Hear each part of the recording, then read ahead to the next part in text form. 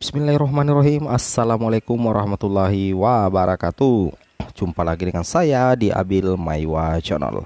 Jadi teman-teman, channel ini merupakan channel pendidikan tempat kita berbagi tentang aplikasi pendidikan, Microsoft Office, serta tips dan triks komputer. Jadi pada video kali ini kami akan berbagi sebuah informasi. Ini datang dari Ketua Forum Guru Honorer Bersertifikasi Sekolah Negeri atau disingkat FGHBSN ya. Jadi berita ini dirilis di jpnn.com pada hari Sabtu 5 Februari 2022 pukul 19.06 waktu Indonesia Barat. Di sini teman-teman ya, ini berita diambil dari jpnn.com. Di sini dikatakan bahwasanya Ketua Forum Guru Honorer Bersertifikasi Sekolah Negeri atau disingkat FGHBSN Nasional, Rizky Safari Rahmat mendesak pemerintah mengevaluasi total seleksi pegawai pemerintah dengan perjanjian kerja PPPK sebab selama ini perjalanannya menimbulkan beberapa permasalahan. Seperti itu ya. Jadi ini pernyataan dari Ketua Forum Guru Honorer ya, agar adanya evaluasi total ya terkait seleksi P3K teman-teman ya. Alasannya karena selama ini perjalanannya menimbulkan beberapa permasalahan. Ini dirilis di jpnn.com teman-teman ya.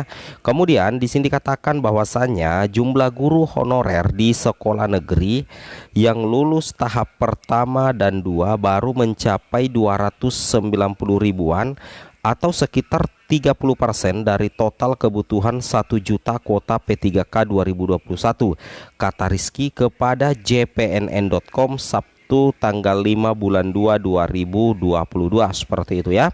Nah jadi memang ya hanya untuk jumlah guru honorer khusus negeri ya, itu yang lulus tahap pertama dan kedua itu baru mencapai sekitar 30% teman-teman ya, 30%. Baik, kita lanjut di sini. Belum lagi masalah migrasi guru swasta menjadi P3K di sekolah negeri.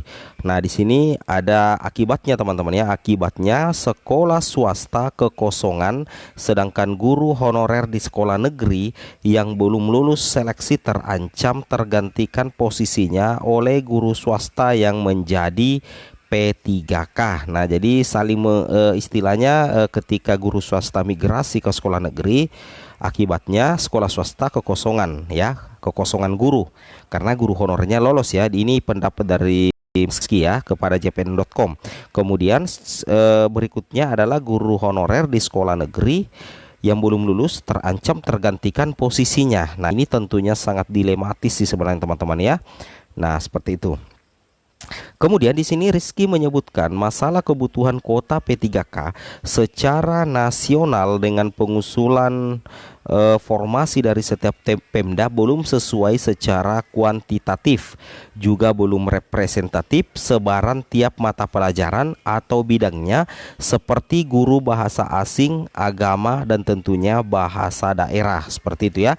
Di sini Rizky ikut menyentil ya masalah gaji dan tunjangan P3K. Nah, di sini dikatakan kenapa Rizky menyentil ya masalah gaji dan tunjangan P3K, karena sebenarnya kan ini sudah jelas ya di dana dalam yang dipersentekan kemarin oleh Kemendikbud ya di Raker bersama dengan Komisi 10 DPR RI. Di sini dikatakan harus ada ketegasan kebijakan anggaran. Dalam hal ini siapa yang bertanggung jawab sepenuhnya? Apakah pusat, pemerintah daerah, atau keduanya, ucapnya. Nah, di sini kan untuk terkait dengan yang ini, terkait masalah gaji dan tunjangan P3K, saya rasa ini sudah jelas ya diinformasikan kemarin oleh Bapak Dirjen GTK di Raker ya, Raker antara Komisi 10 DPR RI dengan Kemendikbudristek seperti itu ya. Nah, di sini kondisi tambah runyam dengan rencana pemerintah menghapuskan honorer pada 2023. Jika benar demikian, maka harus ada pengangkatan honorer menjadi P3K 2022. Terkait dengan rencana pemerintah menghaluskan honorer pada 2023, ini sebenarnya kalau menurut admin ya belum pasti juga sih sebenarnya, kecuali kalau memang guru honorer itu diangkat menjadi P3K, maka tidak masalah sih dihapus honorer, asalkan semua honorer itu terangkat teman-teman. Karena biar bagaimanapun juga honorer itu adalah salah satu ujung tombak ya di sistem pemerintahan yang ada di Indonesia.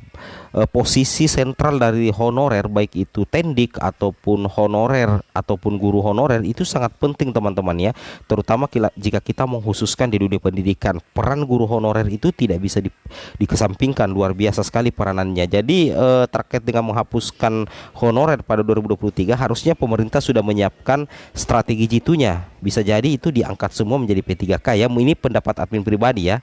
Nah, kalau memang harus dihapuskan, karena posisi honorer itu sangat penting teman-teman ya di pemerintahan.